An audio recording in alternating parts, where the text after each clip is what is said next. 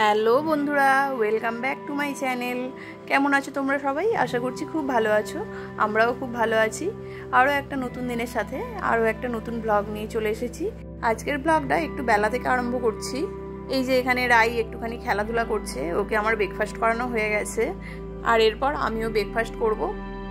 কিন্তু তার আগে আমি একটুখানি ওর কাছে দাঁড়িয়েছিলাম, ও এখানে বইগুলো নিয়ে খেলা করছে, সেটাই দেখছিলাম। তো মাঝে মাঝেই এরকমভাবে বইগুলোকে নিয়ে বসে আর খেলা করে। তোমার পাশে কে? ওটা তোমার পাশে ডগি ডগি।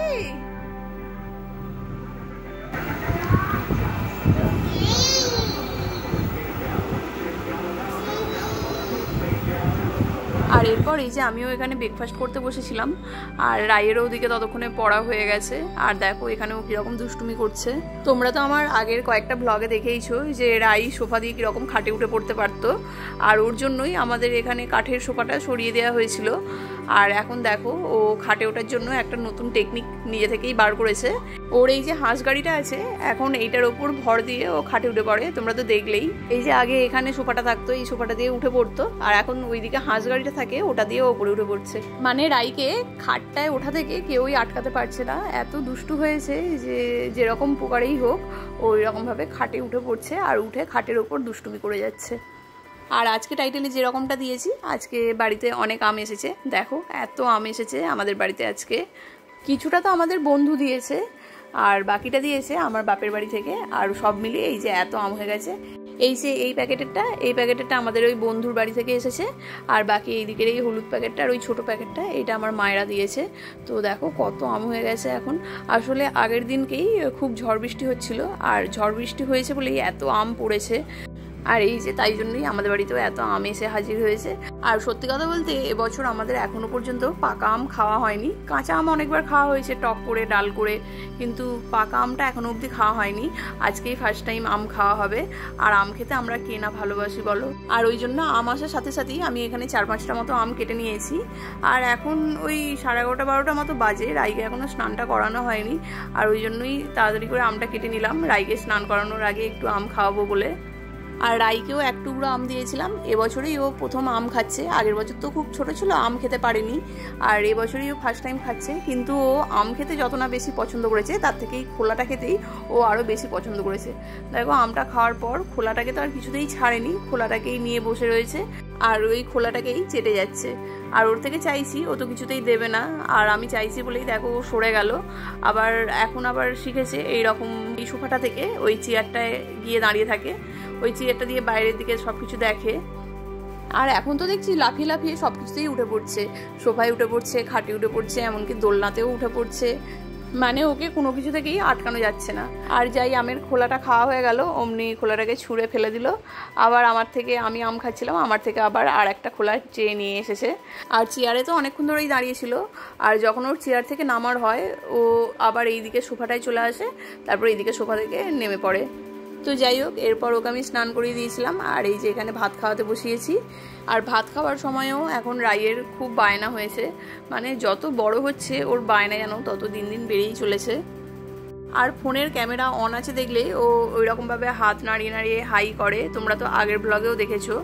আর এখনও ফোনের ক্যামেরাটা অন দেখেই ওরকমভাবে হাত নাড়াচ্ছিল। আর তারপর ওকে খাইয়ে দাইয়ে এই যে এখানে অনেক কষ্টে ঘুম পাড়িয়েছি। আর বাড়িতে যে অত আম এসেছে তার মধ্যে সবই তো আর পাকা আম নয়, কিছু কাঁচা আমও আছে। তো ও ঘুমিয়ে পড়েছে, সেই সুযোগে ভাবলাম যে আম পোড়া শরবত বানাবো। আর তার জন্যই এখানে ওর মধ্যে থেকে 3টে কাঁচা আম আমি বেছে রেখে দিয়েছিলাম, আর সেই 3টে আমি এখানে গ্যাসে পুড়িয়ে নিচ্ছি। এই গরমে এইরকম শরবত খেতে কার না ভালো লাগে, সেটা বেলের শরবতই বলো বা আম পোড়া শরবতই বলো, সব কিছুই যেন একটা রিফ্রেশমেন্ট। তবে আম পোড়া শরবত কিন্তু আমি এই ফার্স্ট টাইম বানাচ্ছি, জানি না কীরকম খেতে হবে। চলো তোমাদের সাথে রেসিপিটা একটুখানি শেয়ার করা যাক। আমি ওখানে তো আমটা পুড়িয়ে নিলাম, আর এখানে এবার আমের খোলাগুলো ছাড়িয়ে নিচ্ছি। আর এদিকে গামলিতেও 2 লিটার মতো জল নিয়ে নিয়েছি। আর যখন আমি আমগুলোকে বেছে সরিয়ে রেখেছিলাম তখন তো আমগুলো কাঁচাই দেখেছিলাম, কিন্তু এরকমভাবে খোলা ছাড়ানোর পর দেখছি আমের ভিতরটা পাকা হয়ে গেছে, মানে পেকে গেছে। তবে বেশ শক্তই ছিল আমটা, আর আমি একটুখানি মুখে দিয়েও দেখলাম টক টক ভাবই আছে, মিষ্টি হয়ে যায়নি, মানে আমগুলো সবে পাকছিল।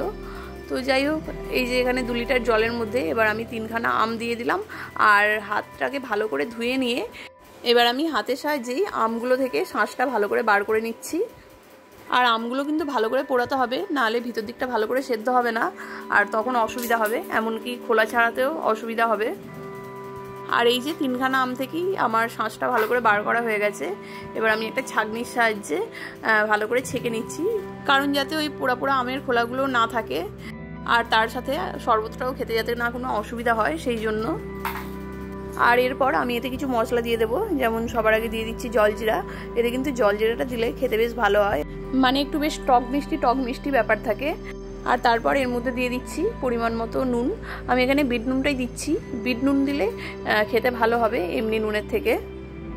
আর এরপর এর মধ্যে দিয়ে দিচ্ছি আমি জিরে গুঁড়ো। সব কিছুই পরিমাণ বুঝে দিতে হবে। আর এই যে 3-4 চামচ মতো চিনি দিয়ে দিচ্ছি। আমটা কীরকম টক আছে তার উপর ডিপেন্ড করেই চিনিটা দেবে, ব্যাস, এতে আর কিছু দিতে হবে না। এরপর ভালো করে আমি শরবতটাকে গুলিয়ে নিচ্ছি। এরপর আমি একটু শরবতটা খেয়ে দেখেছিলাম, একটু জলজিরার ফ্লেভারটা কম হয়েছিল, ওই জন্য আমি আর 1 পাতা জলজিরা দিয়েছিলাম, কিন্তু সেটার ভিডিও করা হয়নি। আর এই শরবতটা আমি ঠান্ডা জল দিয়েই করেছিলাম, কিন্তু তা সত্ত্বেও শরবতটা খাবো বলে এখানে আমার হাজব্যান্ড এই যে গ্লাসে 3-4 টুকরো বরফ দিয়ে দিচ্ছে। আর তারপর আমি এই বরফের গ্লাসটার মধ্যেই শরবতটাকে ঢেলে দিচ্ছি। আর এই গরমকালে যে কোনো শরবতই এরকমভাবে বরফ দিয়ে খেতে বেশ ভালো লাগে। আর আমটা যেহেতু একটু হলুদ হয়ে গিয়েছিল, ওই জন্য শরবতটা দেখতেও একটু হলুদ হয়ে গিয়েছিল, আর নাহলে আরও কাঁচা আম দিয়ে করলে শরবতটার কালারটা একটু সবুজ হতো। তো যাই হোক, এরপর আমি আমার হাজব্যান্ডকে খেতে দিচ্ছি শরবতটা, দেখা যাক ও কী বলে। ভালো হয়েছে? ভালো হয়েছে। তো ও তো খেয়ে শরবতটা বেশ ভালোই বললো। আর তারপর আমরা সবাই শরবতটা খেয়েছিলাম। আর সত্যি কথা বলতে শরবতটা সত্যিই খেতে খুব ভালো হয়েছিল, আমাদের বাড়ির সবারই খুব ভালো লেগেছে। আর এই রেসিপিটাও খুবই ইজি রেসিপি, তোমরা তো দেখলেই, সেরকম কোনো ব্যাপারই নয়। তোমরাও বাড়িতে এইরকমভাবে ট্রাই করে খেয়ে দেখতে পারো। তো যাই হোক, এরপর আবার ব্লগটা আমি সন্ধ্যেবেলা থেকে আরম্ভ করছি। রাই ঘুম থেকে ওঠার পর এই যে ওকে নিয়ে পার্কে চলে এসেছি ঘুরতে। আর এখন তো বাইরেও ভীষণ গরম, আর ওই জন্যে বাচ্চাদেরও বাইরে নিয়ে গেলে একটু হালকা পাতলা জামা পরিয়ে নিয়ে যাওয়াই ভালো। আর এই যে এখানে রাই সবার সাথে খেলা করছে। আজকের ব্লগটা আমি আর বেশি বড় করলাম না, এখানেই শেষ করছি। আশা করব তোমাদের ভিডিওটা একটু হলেও ভালো লেগেছে। যদি ভালো লাগে আমার চ্যানেলটাকে সাবস্ক্রাইব করতে ভুলো না, আর একটা লাইক করে দিও। তোমাদের একটা লাইক আমাকে নেক্সট ভিডিও বানাতে অনেক মোটিভেট করবে।